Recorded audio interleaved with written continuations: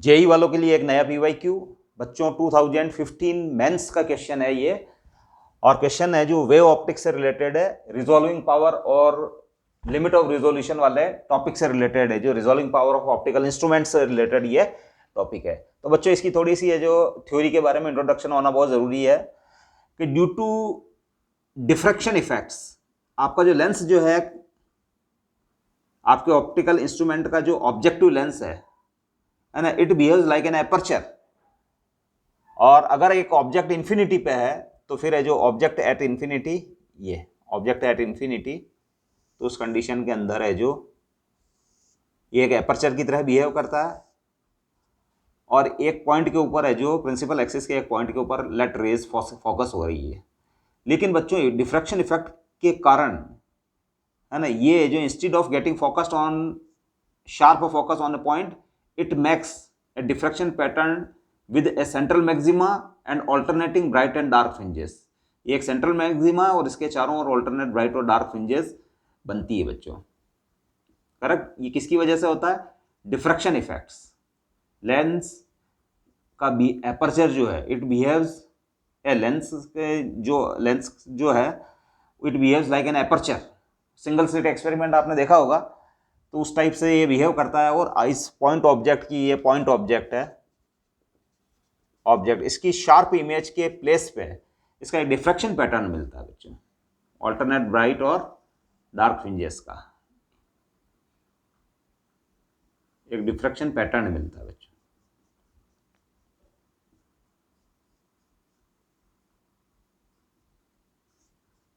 Diffraction pattern, correct. और इसके अंदर ये सेंट्रल ब्राइट स्पॉट होता है, सेंट्रल ब्राइट स्पॉट।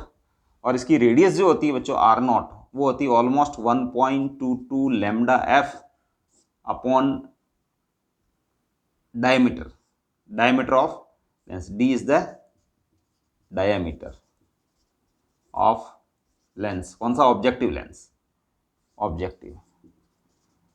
ये डिफ्रैक्शन पैटर्न मिलता है। ये ध्यान रखना, पॉइंट साइज की ऑब्जेक्ट के कारण ये लेंस कैसे बिहेव करता है, एक एपर्चर की तरह बिहेव करता है। और instead of getting focused, sharp focused at a point, it makes a diffraction pattern making of a central alternate bright and dark fringes with the central bright spot। इस type का diffraction pattern बनाता है। और अगर इसका intensity का variation की बात करें तो सेंट्रल ब्राइट स्पॉट के ऊपर है जो इंटेंसिटी मैक्सिमम होती है, it is a central maxima, और इसके क्लोज फर्स्ट मिनिमा, इसके बाद है जो सेंट्रल मैक्सिमा के बाद फर्स्ट मैक्सिमा, है ना, और ये सेकंड मिनिमा, ये वाला सेकंड मिनी का, फिर है जो राइट साइड के अंदर फर्स्ट मैक्सिमा। तो इस टाइप से इंटेंसिटी का वेरिएशन आता है दोनों ओर। ये सेंट्रल मैक्सिमा, सेंट्रल मैक्सिमा। इसके बाद इसके अंदर बच्चों रेले नाम के एक साइंटिस्ट ने क्राइटेरिया बताया। रेले नाम के साइंटिस्ट है, बाय रेले।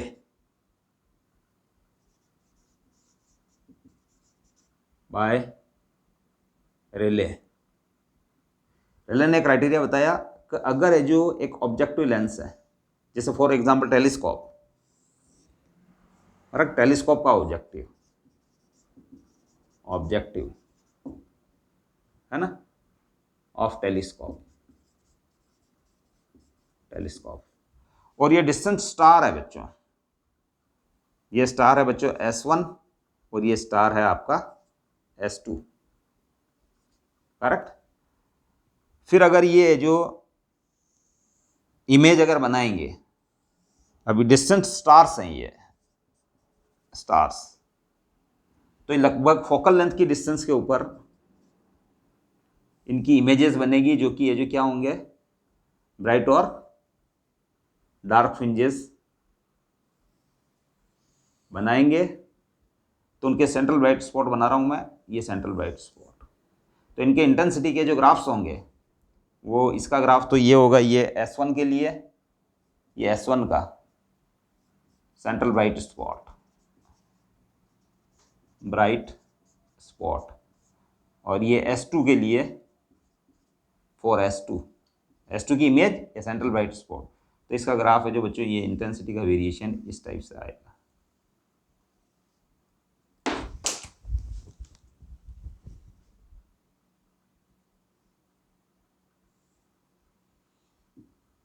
करेक्ट।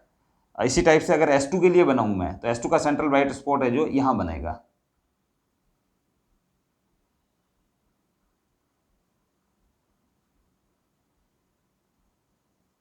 और यहां मिनिमम बनेगा।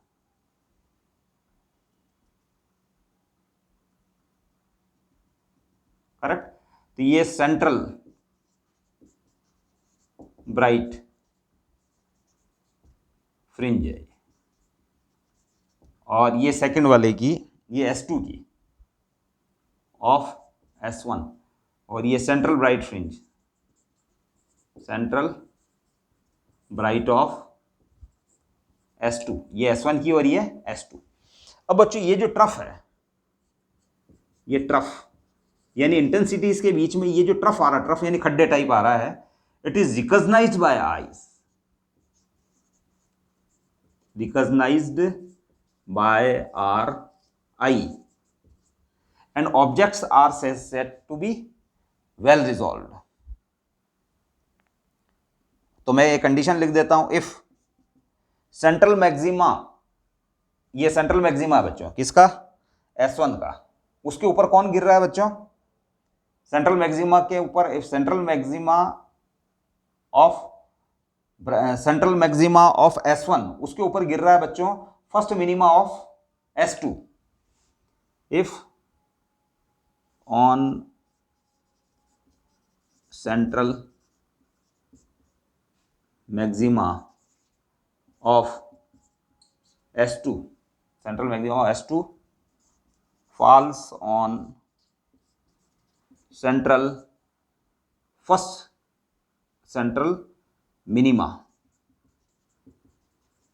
मिनिमा, कौन सा वाला, first, then the trough of intensities,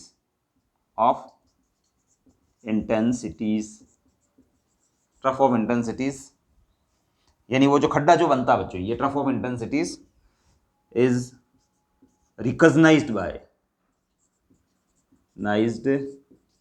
bye our eyes and objects and stars are just resolved in their images,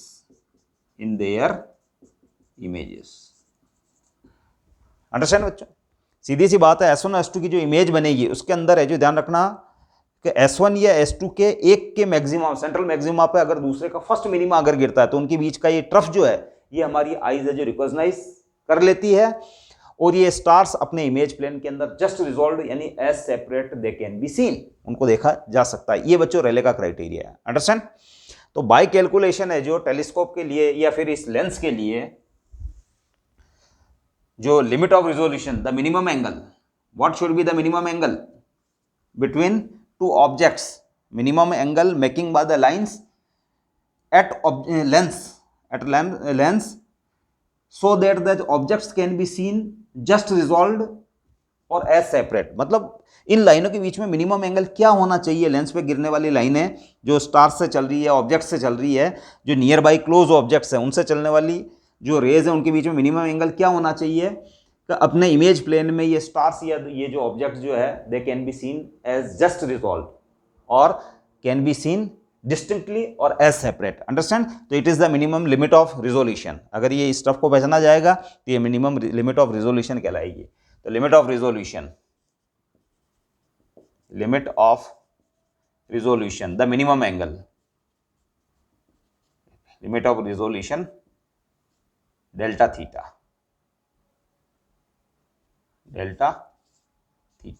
है ना, ये क्या है, minimum angle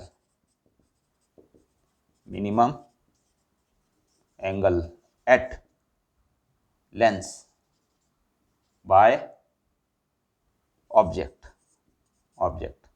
so that images images are just resolved, correct, a minimum angle. और resolving power जो होती है बच्चों, इसका इनवर्स होती है 1/डेल्टा थीटा। तो बच्चों रिजॉल्विंग पावर के लिए जो लेंस के हमारे पास इस लेंस के लिए डिटेल एनालिसिस करें, तो बच्चों इस लेंस के लिए जो रिजॉल्विंग पावर का फॉर्मूला होता है वो D/1.22 लैम्डा, D/1.22 लैम्डा। और डेल्टा थीटा जो होता है एंड डेल्टा थीटा इसी से ही अगर डेल्टा थीटा निकालूं मैं, क्योंकि इनवर्स है, resolving power is inverse of limit of resolution, तो that is D/1.22 lambda. D is the diameter है, ये diameter of objective, diameter of lens, और lambda is the wavelength by which the object is illuminated. Understand? तो बच्चों delta theta का formula हो जाएगा 1.22 lambda divided by capital D. तो बच्चों लिमिट ऑफ रिजोल्यूशन से ये क्वेश्चन अपना सॉल्व हो जाएगा। Delta theta equal to 1.22 lambda upon capital D, where lambda is the wavelength of light by which the object or the instrument is illuminated and capital D is the diameter of the lens, इस lens का diameter. Understand? ठीक है। और telescope वाले matter के अंदर ये objective lens of the telescope कहलाता है। और अंडरस्टैंड, माइक्रोस्कोप का फॉर्मूला कुछ अलग टाइप का है, लेकिन अभी इतनी डिटेल में नहीं जा रहे हैं। अब मैं सिंगल लेंस को यूज करते हुए उसको निकाल रहा हूं मैं, ऑब्जेक्टिव लेंस या सिंगल लेंस, उसके लिए जो लिमिट ऑफ रिजोल्यूशन और रिजोल्विंग पावर क्या होगी वो मैं बता रहा हूं आपको। अंडरस्टैंड? अब मैं अपने क्वेश्चन पर आ जाता हूं।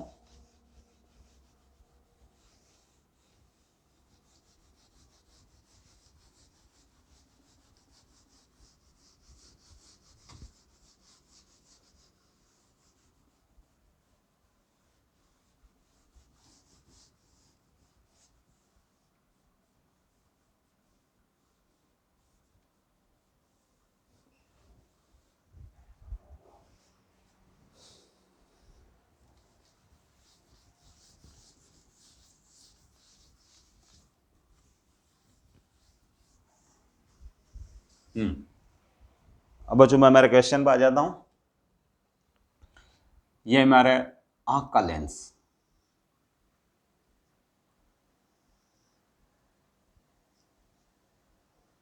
Eye lens, correct. और ये एक है जो ऑब्जेक्ट है बच्चों, 25 सेंटीमीटर पर बड़ी हुई है, 25 सेंटीमीटर। ये ऑब्जेक्ट है, ऑब्जेक्ट। अंडरस्टैंड? 25 सेंटीमीटर। और ये एक दूसरी ऑब्जेक्ट है बच्चों, ये ऑब्जेक्ट ए है, ये ऑब्जेक्ट बी है। और दोनों अपनी इमेज कहाँ बनाएगी? रेटिना के ऊपर बनाएगी। ये रेटिना के ऊपर, यहाँ रेटिना है बच्चों। और ये मिनिमम एंगल ऑब्जेक्टिव लेंस के लिए लिमिट ऑफ रिजोल्यूशन, वो वाला एंगल है। तभी है जो ये अपने इमेज प्लेन के अंदर है जो रिजॉल्व मानी जाएगी। अंडरस्टैंड? ये रेटिना के ऊपर ये सिचुएशन बनेगी।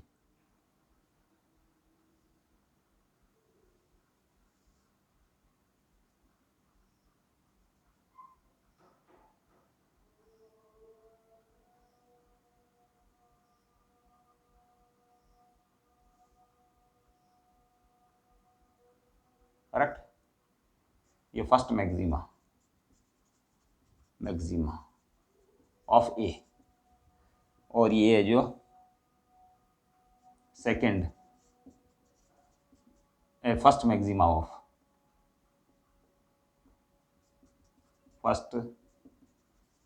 Of B. करेक्ट? तो फर्स्ट मैक्सिमा ऑफ बी कहाँ गिर रहा है बच्चों? ये फर्स्ट मिनिमा है, ये फर्स्ट मिनिमा ऑफ ए। तो फर्स्ट मैक्सिमा कहाँ गिर रहा है बच्चों? फर्स्ट मैक्सिमा ऑफ बी कहाँ गिर रहा है?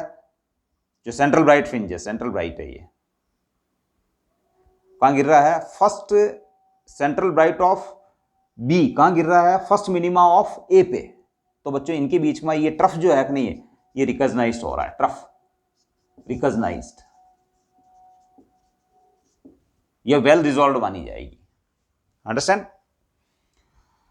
हाँ बच्चों, अब है जो what should be the minimum distance between these two, ताकि ये जो जस्ट रिजॉल्व मानी जाए।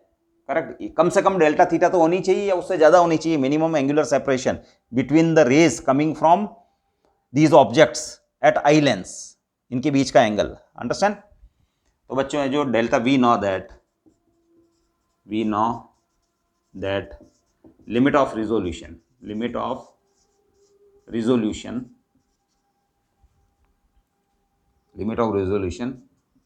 Delta theta equals to 1.22 lambda upon d. d is the diameter of lens और lambda wavelength by which the objects are illuminated. Understand? यहाँ जो wavelength available है। Correct? और अब बच्चों इस डेल्टा थीटा को अगर यहाँ से फाइंड करूँ तो लेट ये इसके करस्पॉन्डिंग डेल्टा थीटा के करस्पॉन्डिंग ये डिस्टेंस है minimum distance, it is the minimum separation. ये ए और बी के बीच में मिनिमम सेपरेशन डी मिनिमम है। कौन सा? ये वाली vertical distance D minimum. Understand? तो बच्चों है जो डेल्टा थीटा, तो angle equals to arc upon radius, मैं इसको डी मिनिमम को आर्क मान लेता हूं अपॉन रेडियस, या डेल्टा थीटा स्मॉल होने की वजह से जैसे मैं इसको टेंजेंट डेल्टा थीटा मान लूँ और ये परपेंडिकुलर हो जाएगा, ये बेस हो जाएगा, तो ये हो जाएगा डी मिनिमम अपॉन आर्क मानो तो भी डी मिनिमम, और ये रेडियस 25 सेंटीमीटर, 25 को मैं मीटर में कन्वर्ट कर लेता हूँ 0.25 मीटर। अंडरस्टैंड? और इट इज गिवन 1.22 लैम्डा दे रखा है बच्चों, ये डेल्टा थीटा है, ये लैम्डा दे रखा है 500 नैनोमीटर, तो 500 इंटू 10 की पावर -9। और डायमीटर तो बच्चों रेडियस दे रखी है, ये रेडियस जो है वो 0.25 सेंटीमीटर दे रखी है, 25 सेंटीमीटर। तो बच्चों डायमीटर हो जाएगा 0.50 सेंटीमीटर में, और इंटू 10 की पावर -2 कर दूं तो ये भी मीटर में लिखनी आई है। अंडरस्टैंड? तो इसके करस्पॉन्डिंग डी मिनिमम मैं निकाल सकता हूं 1.22 इंटू 500 इंटू 10.9 इंटू 0.25 0.50 इंटू 10 की पावर -2। करेक्ट? अब बच्चों अगर मैं 10 की पावर्स को सॉल्व करूं तो 10 की पावर है जो यहाँ बन रहा है बच्चों -9, और ये 0 को अगर इन्वॉल्व कर लेता हूँ 10 की पावर -7, और ये ऊपर चले जाएगी 10 की पावर -2, तो 10 की पावर -5 हो जाएगा, और मैं इसको भी इससे कट कर देता हूँ ये 2, तो ये हो जाएगा बच्चों 1.22 इंटू 5 इंटू 10 की पावर -5/2, ये हो गया 0.61 इंटू 5 इंटू 10 की पावर -5, इसको काट दिया मैंने, 2 को इससे काट दिया, तो 0.61, तो ये बच्चों बन रहा है 3.05 इंटू 10 की पावर -5 मीटर। और अगर इसको और सॉल्व करें, माइक्रोमीटर में लिखना चाहें तो 30.5 माइक्रोमीटर आप इसको लिख सकते हो डी मिनिमम को। करेक्ट? तो it is the D minimum is 30.5 micrometer. तो बच्चों नियरेस्ट आंसर है आपका ये 4th ऑप्शन। तो बच्चों मैंने इसको थोड़ा सा डिटेल से विद डेप्थ है जो इसको समझाने की ट्राई की है, आपको 100% है जो थोड़ा सा बेनिफिट मिला होगा इससे। अगर आपको पसंद आया हो क्वेश्चन का सॉल्यूशन और मेरा चैनल अगर आपको है जो आपके लिए यूजफुल लगे तो please subscribe it, like it, share it. Thank you. We will meet with our next question. Thank you.